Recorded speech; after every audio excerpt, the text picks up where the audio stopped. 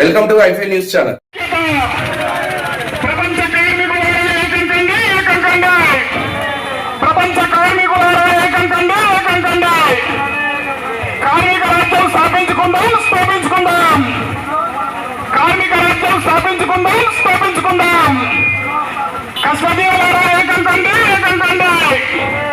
కష్టజీవులారా ఏకంకండి ఏకంకండి. జోహార్ అమరవీరులకు, జోహార్ అమరవీరులకు, జోహార్ అమరవీరులకు. సాధిపై అమరవీరుల ఆశయాలను, సాధిపై అమరవీరుల ఆశయాలను. జిందాబాద్ సిఐటి, జిందాబాద్ సిఐటి.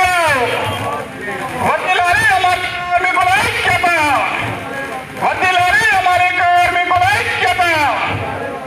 Okay comrades. ప్రపంచ కార్మికులారా ఏకంకండి ఏకంకండి. ప్రపంచ కార్మికులారా ఏకంకండి ఏకంకండి. కష్టజీవులారా ఏకంకండి ఏకంకండి. కష్టజీవులారా ఏకంకండి ఏకంకండి. కార్మిక రాజ్యం స్థాపించుకుందాం స్థాపించుకుందాం. కార్మిక రాజ్యం స్థాపించుకుందాం స్థాపించుకుందాం. కార్మిక రాజ్యం స్థాపించుకుందాం స్థాపించుకుందాం. వర్ధిల్లాలి మేరే కార్యక్రమం, వర్ధిల్లాలి మేరే కార్యక్రమం. జోహార్ అమరవీరులకు, జోహార్ అమరవీరులకు, జోహార్ అమరవీరులకు.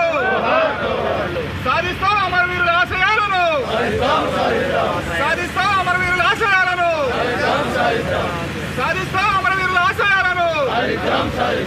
జిందాబాద్ సిఐటియు, జిందాబాద్ సిఐటియు. వర్ధిల్లాలి అన్ని రంగాల కార్మికుల ఐక్యత, వర్ధిల్లాలి అన్ని రంగాల కార్మికుల ఐక్యత. సాధించుకుందాం కార్మిక రాజ్య స్థాపనే, సాధించుకుందాం కార్మిక రాజ్యం, స్థాపించుకుందాం కార్మిక రాజ్యాన్ని, స్థాపించుకుందాం కార్మిక రాజ్యాన్ని.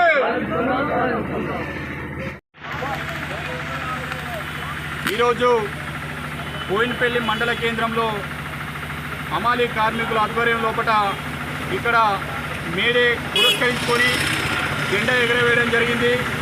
మరి ప్రపంచ కార్మికులారా ఏకం కండి, కష్టజీవులారా ఏకం కండి, కార్మిక రాజ్యాన్ని స్థాపించుకుందామనే నినాదంతో 139వ మేడే కార్యక్రమాన్ని అంగరంగ వైభవంగా కార్మికుల ఆధ్వర్యంలో అట్టహాసంగా చేసుకోవడం జరిగింది.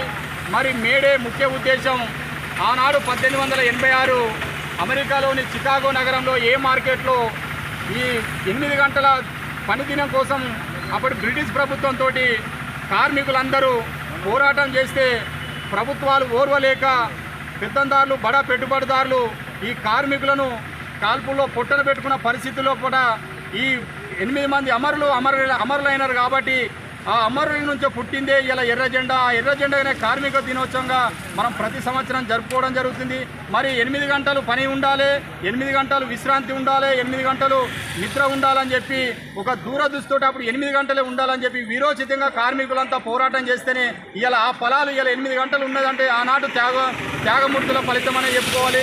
మరి ఇలా ఈరోజు కేంద్ర బీజేపీ ప్రభుత్వం మళ్ళీ వెనకటి కాలంలోకి వెళ్ళడానికి ఇలా కార్మికులు శ్రమను దోచుకోవడానికి 12 గంటలు, 14 గంటలు, 16 గంటలు ఈ రకంగా ఇలా కేంద్ర బీజేపీ ప్రభుత్వం ఉత్తరాది రాష్ట్రాలు అమలు చేస్తున్న పరిస్థితి ఇప్పుడు అక్కడ కనబడుతుంది. మరి అదే పరిస్థితి రేపు తెలంగాణ రాష్ట్రంలో కూడా రాబోయే పరిస్థితి ఉంది. కాబట్టి ఒకవేళ తెలంగాణ రాష్ట్రంలో బీజేపీ ప్రభుత్వం వచ్చినట్టయితే మరి కార్మికులను కట్టుబానిసలు చేసే విధంగా బడా పెట్టుబడిదారులకు, భూస్వాములకు, పారిశ్రామికవేత్తలకు ఊడిగం చేసే విధంగా కార్మికులను శ్రమను దోచుకునే పరిస్థితి ఉంటుంది. కాబట్టి ఈ కార్మికులంతా ఐక్యంగా ఉండాలి, ఈ 8 గంటలు పని ఉండాలని చెప్పి ఇలా చట్టాన్ని కూడా మనం కాపాడుకోవాల్సిన బాధ్యత ప్రతి ఒక్క రంగం కార్మికుని ఉంది. కాబట్టి ఇలా పార్లమెంట్లో మెజార్టీ బలం చూసుకొని కేంద్ర బీజేపీ ప్రభుత్వం కార్మికులను కట్టుబానిసలు చేసే విధంగా ఇలా పని గంటలు పెంచే పరిస్థితి చేస్తుంది. కాబట్టి ఆ పరిస్థితి వల్ల ఇలా కార్మికుడు శ్రమకు దోపిడీ అవుతాడు. కాబట్టి ఇలా పెట్టుబడిదారుడు లాభం కలుగుతుంది. కాబట్టి కార్మికుడు నష్టపోతాడు. కాబట్టి ఇలా 8 గంటలే ఉండాలని చెప్పి జాతీయ కార్మిక సంఘాల ఆధ్వర్యంలో కూడా రేపు మే 20వ తారీఖు నాడు దేశవ్యాప్త సమ్మెను కూడా కార్మిక సంఘాల ఆధ్వర్యంలో పిలుపునివ్వడం జరుగుతుంది. మే 20వ తారీఖు నాడు కూడా గ్రామాల వారీగా, మండల వారీగా, జిల్లాల వారీగా ఎక్కడో అక్కడ కూడా కార్మిక సంఘాల ఆధ్వర్యం లోపల ఈ కేంద్ర బీజేపీ తీసుకొస్తున్న చట్టాలను కాపాడుకునేందుకు, చట్టాలను అణచివేసేందుకు ఈ కేంద్ర బీజేపీ ప్రభుత్వం మెడలు వంచే విధంగా కార్మికులంతా ఐక్యంగా ఉండి తమ గ్రామాలలో, మండలాల్లో నిరసన చేయవలసిన అవసరం ఎంతైనా ఉంది. రాబోయే కాలంలో కూడా కేంద్ర బీజేపీ ప్రభుత్వం అడ్డుకట్ట వేయకపోతే భవిష్యత్తులో బానిస పరిస్థితులు ఏర్పడతాయి. కాబట్టి ఇలా కులం పేరిట, మతం పేరిట, ప్రాంతం పేరిట మత ఉన్మాదాన్ని సృష్టిస్తున్న బీజేపీ ప్రభుత్వాన్ని ఎండగట్టాలంటే కార్మికులనే చేతిలో ఉంది. అది కార్మికులతోనే సాధ్యమవుతుంది. కాబట్టి ఈ కార్మిక లోకమంతా మేలుకోవాలి. కార్మికులంతా ఐక్యంగా ఉంటేనే రాబోయే రోజుల కార్మిక రాజ్యాన్ని స్థాపించుకుంటాం. ఆ కార్మిక రాజ్యంలో కార్మిక నాయకుడిని ఎన్నుకుంటేనే చట్టసభలలో మన కోసం మాట్లాడే అవకాశం ఉంటుంది. కాబట్టి ఇలా పరిస్థితి లేదు. కాబట్టి ఇలా ఏ గ్రామంలో కూడా కనీసం వార్డు మెంబర్ అయినా, సర్పంచ్ అయినా కార్మికుల కోసం మాట్లాడే పరిస్థితి లేదు. కాబట్టి ఇలా పరిస్థితి ఎందుకు దాపురించింది అనేది కూడా కార్మిక లోకం కూడా అంతర్మదనం చేసుకోవాలి. రాబోయే రోజుల్లో కూడా కార్మిక సంఘాలు ఇప్పుడు మన కోసం కొట్లాడుతున్న పార్టీలను, సంఘాలను పక్కన పెట్టి ఆ పూటకు ఇచ్చే మద్యమో, డబ్బుకు ఆశపడి ఇలా ధనవంతులకు, పెట్టుబడిదారులకు అవకాశం ఇస్తున్నారు. కాబట్టి ఇలా పెట్టుబడిదారులే చట్టసభలకు పోయి వారికి అనుకూలంగా నిర్ణయాలు చేసుకొని శ్రామిక వర్గాన్ని దోచుకుంటుంది. కాబట్టి కార్మికులారా మేలుకోండి, కష్టజీవులారా మేలుకోండి, ప్రపంచ కార్మికులారా ఏకం కండి అనే నినాదంతో అందరినీ ఐక్యం చేసేందుకే ప్రతి సంవత్సరం మేడే కార్యక్రమం జరుపుకుంటాం. కాబట్టి ఇప్పటికన్నా కార్మికులందరూ ఒక అన్నదమ్ములక కలిసి ఉండాలి.